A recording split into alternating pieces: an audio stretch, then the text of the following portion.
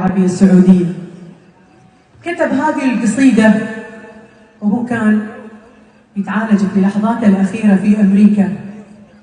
يقول كلمة أنا لما قال لي الدكتور لازم ترجع على بلادك، أنت خلاص ما في أمل منك، لازم ترجع.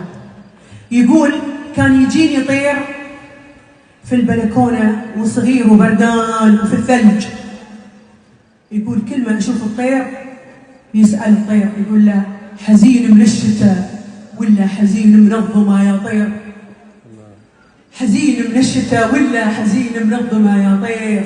دخيل الريشتين اللي تضفك حل عن عيني، دخيل الماء ومن حلمه وحزن الماء قبل ما تطير، تهيا للهبوب اللي تصافك في شراييني، دخيل الغصن والظل الهزيل وهفهفات عصير، دخيلك لا تشح بنجمتي والليل ممسيني، ترفرف يا ثقير الريش ضيقه والنهار قصير، علامك كل ما لي جناحك جيت ساريني، انا ماني بخير وجيت يمي وانت ما انت بخير، وانا يا طير فيا من الهجاد اللي مكفيني، ترى لو شفت لي ظل ومهابه في عيون الغير، ترى كل الذهب اللي معي جرحي وسكيني. الله الله الله